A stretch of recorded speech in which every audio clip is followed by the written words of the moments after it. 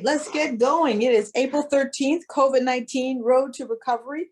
We're going to start doing these presentations where the first half is a COVID update, and the second half is going to be on a particular topic that will help our families and our communities with wellness.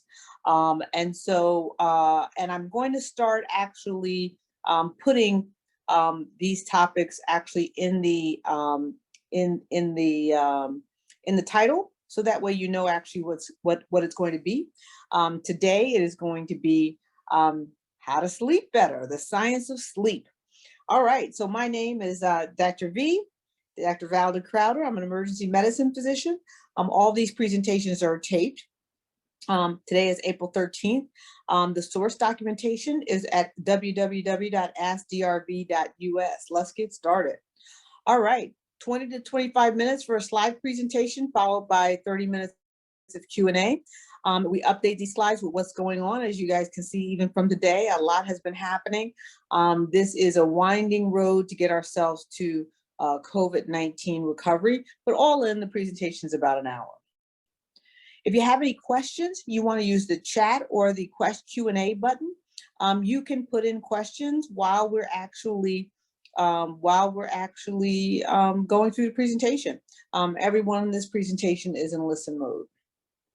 All right, let's get started. The intention: to keep the webinar's participants informed about COVID-19 science that will help you and your family stay healthy during this pandemic. The outcome is looking at how to continually improve an action plan for yourself and your family, or you may be doing an action plan for a broader community like a church or homeowners association or school. All right, so we had the CDC director express her concern at a congressional briefing about a possible fourth wave of COVID cases. And it looks like primarily unvaccinated folks are actually driving this next wave. For myself in the emergency department, I have primarily been diagnosing COVID in patients that did not get vaccinated. I have not yet diagnosed it in anyone who has gotten vaccinated. So as things begin to go back to normal, some people will begin to go back to normal whether or not they're vaccinated or not, and I think that's what will drive what we will see next. Globally, there's been 137 million cases of COVID and almost 3 million deaths. In the United States, there's been 32 million cases and 576,000 deaths. All right, so don't let your guard down. We need to keep on doing the same things we've been doing: masking, social distancing, washing our hands, etc. Really want to stick to the measures. All right, so let's talk a little bit about the CNN special report.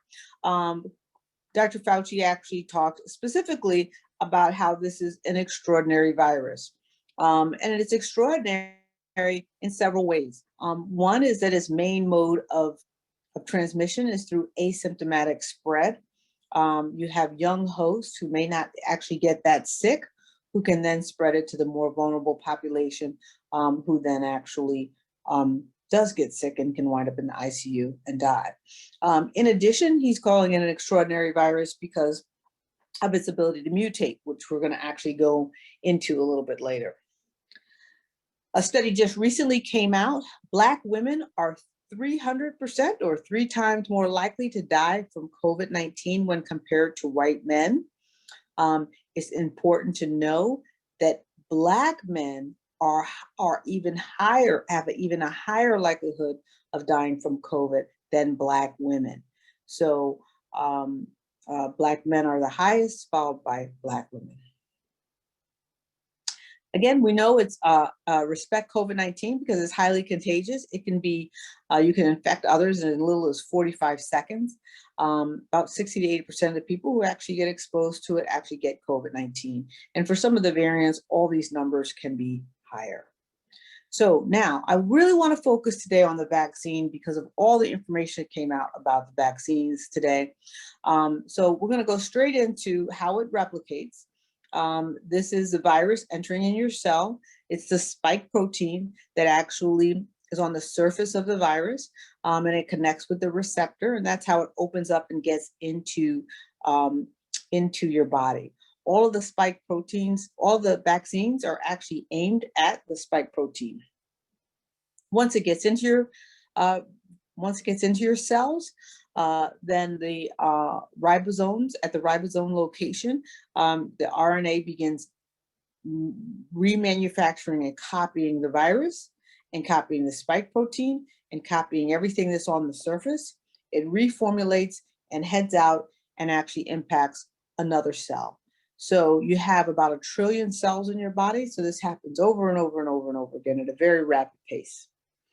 So Dr. Fauci said making the decision in January to actually develop and actually put funding behind the COVID-19 vaccine was the best decision that he's ever made in his career as head of NIAID. So let's go over them. Now, the Moderna and Pfizer vaccine are messenger RNAs vaccines. They are coded for the spike protein. The mutations are at the level of the spike protein. So when you get vaccinated, you produce the spike protein, then your body recognizes it as foreign and you develop antibodies. And that's how your body then becomes ready when it sees COVID-19 in the normal community. Johnson & Johnson vaccine, which we're going to talk a lot about today, is a viral vector approach.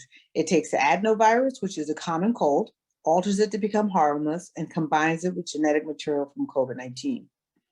Then that teaches your body to attack the COVID-19 spike protein so the virus can attach and render it harmless.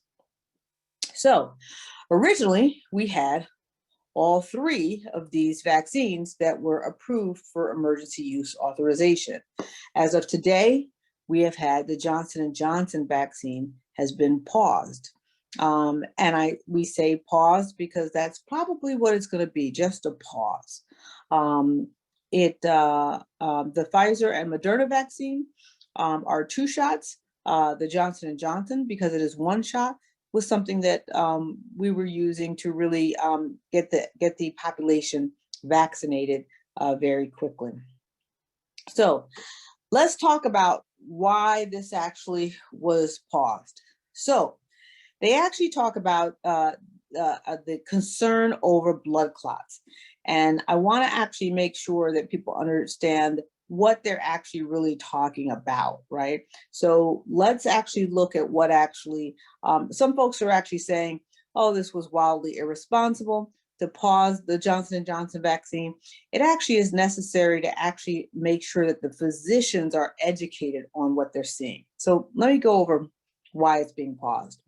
So basically, we have given out 6.8 million doses of the Johnson & Johnson COVID vaccine. There has been 6 women between the ages of 18 and 48 who've experienced blood clots within 2 weeks of the vaccine. Now, what is important about this? Because a lot of people are saying, well, the birth control pills cause blood clots, other medications cause blood clots. This is very different. These 6 cases are what they call a cavernous sinus thrombosis, which is basically a clot that's in the cavernous sinus of your head. And it's associated with also a low platelet count. So normally when you actually treat a blood clot, you give somebody blood thinners. You specifically give them heparin. Because this is associated with low platelet count, if you give the patient heparin in these situations, it's going to worsen it, and it can cause a stroke, and it can cause death. So 1 of the 6 women did die. So I believe that this is going to be paused, and I use the word pause so they can alert physicians to look for this, and then make sure that the physicians don't treat it with heparin like they normally would. So it is not, again, 6 cases and 6.8 million doses. It's very rare. Again, it's safer than a birth control pill, but I think the concern is making sure that the physicians know how this is to be treated if it does occur. Now, let's talk about the variants. We have the B117, which is a UK variant. That is now very dominant in all states. There's a Japan Brazilian variant, a South African variant, which has increased transmission. There's two California variants. They are mildly more transmissible than the original COVID-19. So these are the variants that we have actually seen to date. We have found from Israel, a study in Israel, that the Pfizer vaccine is a little less effective against the South African and the UK variants. Again, this just came out on Monday. We're still in the process of actually pulling the actual study so we can actually get the actual data. So now, when are you fully vaccinated? You're fully vaccinated 2 weeks after your last shot. So whatever protocol you're on, 1 shot, 2 shot, 2 weeks after your last shot, you're fully vaccinated. What can you do when you're fully vaccinated? You can visit other fully vaccinated people indoors without wearing a mask or staying 6 feet apart. So for instance, I had Easter with some fully vaccinated people, and we had a normal Easter dinner, which was actually quite enjoyable. You can also, you don't have to quarantine or test if you do not have COVID symptoms after being in contact with somebody with COVID. Now, what precautions do you still need to take? You still need to wear a fitted mask. You still need to stay 6 feet away from people that you don't live with, and particularly if they're not vaccinated, and avoid medium and large size gatherings. Around traveling, I'm telling people to really follow whatever the CDC and health department travel guidelines are for any sort of travel. Now, speaking of travel, we have now the second cruise line that says they're going to require vaccines. So this is now 2 cruise lines. Silver Sea Cruises is the second one now to actually say vaccines are going to be required to go on a cruise. The governor of Florida says no, but I suspect he's going to lose on that one because these are international companies that travel to many destinations where they can require vaccination for such travel. So I think we'll see a legal fight about this, but I think this is one where the cruise lines are probably going to win. Brazil, Mexico, and the Philippines are those that are getting Pfizer shots through the World Health Organization COVAX system. And so, World Health Organization is pitching in to attempt to get these countries the vaccines that they actually need. Brazil in particular is struggling. They have a completely overwhelmed hospital and healthcare system. This is unfortunate because we're probably going to see more mutations and more variations come out of Brazil because there's so much infection. They have had upwards of 4,000 people die in one day. In addition, not helping the situation, they were given the Chinese vaccine, which was only found to be 50% effective against the Brazilian variant. Again, you have people traveling for the vaccines. Foreigners are flocking to Serbia. Serbia said, hey, you want the vaccine? You can come on and we'll give it to anybody. So folks are traveling across country lines to get the COVID vaccine shot. And then we have in Papua New Guinea an outbreak where they only have 500 doctors for 9 million people. So again, another place where the healthcare system is really being strained by this particular pandemic.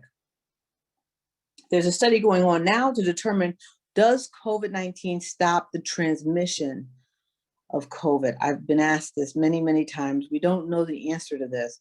And so now they're recruiting college kids, giving them the vaccine, and then seeing whether or not the COVID vaccine actually stops the transmission. So this study is going on right now. All in total, we've had a total of 189 million doses of COVID vaccine administered. So we roughly have about 25% of the adult population is vaccinated, 25 to 30%. We do have, even in our military, they said 40% of the Marines have declined to receive the vaccine. This is unfortunate, and I think this actually really is going to make a dent on our preparedness and our security as a country. It is really important for our armed services and for everyone to get vaccinated. I wanted to go over a little bit about if you have family and friends that are hesitant to get vaccinated, what should you say to them? How should you talk to them?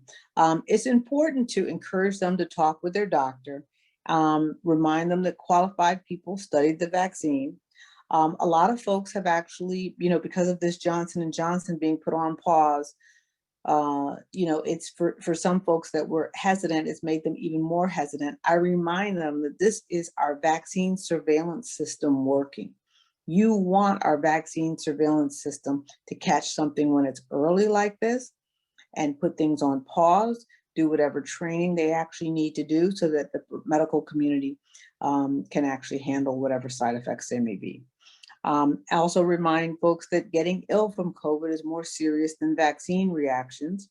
You can point out how they're helping to protect others and helping for us all to get back to normal more quickly.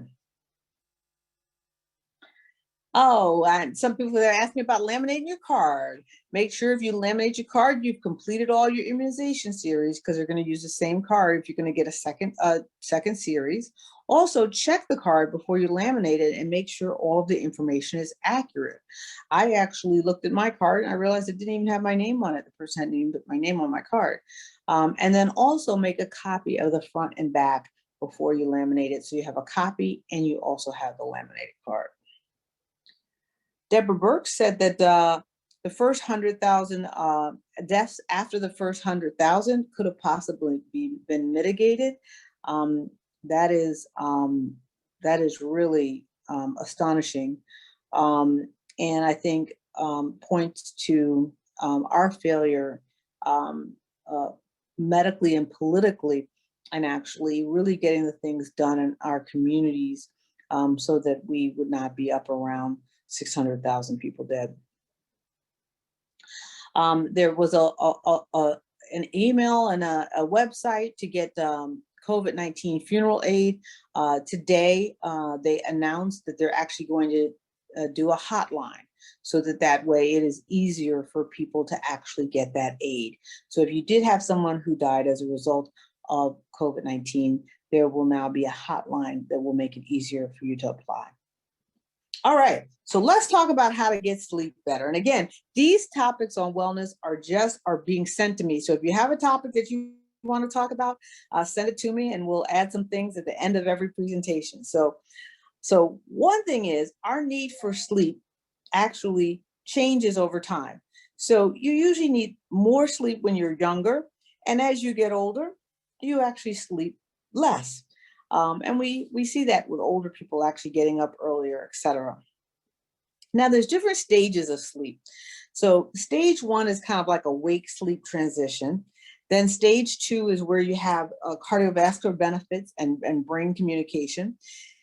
Stage 3 is where you actually start getting cell repair, immune repair, muscle repair, a lot of the cardiovascular benefits and memory benefits. And then REM sleep is when you really go into your deep sleep. So REM sleep is a sleep that actually allows you to feel very rested. That's also where you may get very vivid dreams. You may get insight or emotional processing. So it's very important when you actually want to sleep more to actually increase the REM sleep. This is just what it looks like if you actually were to say, what actually happens. So when you're drowsy, you can easily be awakened. When you start going into a light sleep, your body temperature drops, your heart rate begins to slow, your brain activity slows. Some people, call that their power nap, and they wake up after that feeling rested. Once you actually go into moderate sleep, growth hormone is released. Walking, talking, or kicking while asleep happens in that stage. The deep sleep is actually, where it can be more difficult to actually awaken someone. And then REM is where your brain becomes more active and your body's relaxed and immobilized, and you have eyes, and your eyes move rapidly, and dreams occur. So, what sort of things make a difference to get a good night's sleep? So, one is you want to try to eat your meals around the same time and try to have 2 or 3 hours before you go to bed, so you don't eat and then go to bed. You want to limit your naps to 30 minutes or less, and nap, if possible, between 1 and 3. So that way you actually are tired at the end of the day. Staying active is also very important, whether or not it's walking or running. You want to limit caffeine and also alcohol use. These things like and decongestants and nicotine all make you more restless. Try to go to bed at the same time every night, and try to set up a little routine. Now, here are some things that I kind of have done. Develop an end of the day routine. A lot of people have TVs in their bedrooms, or they go to bed with their laptops or cell phones on. You want to try to keep any sort of thing with a screen out of your bedroom. So it's really, really best to keep TVs, laptops, cell phones out of your bedroom. Also, if you've never tried a weighted blanket, it actually is what it says. It's a blanket that has it's weighted, and there's certain pounds. The best size to get for you is about 10% of your body weight. So if you're 150 pounds, you get a 15-pound weighted blanket. There's 20-pound weighted blankets. There's 25-pound weighted blankets. They work best for people that really have a hard time getting into a deep sleep. And they also work best for people who are constantly feeling cold. And they make a very, very big difference. The other thing is consider a sleep aid. And if you're going to use a sleep aid, I would use something natural like a liquid melatonin. Like most things that I suggest on this webinar, liquid is always the best format to get whatever supplements you're going to get into you, if there is a liquid version. They work faster and it's more reliable.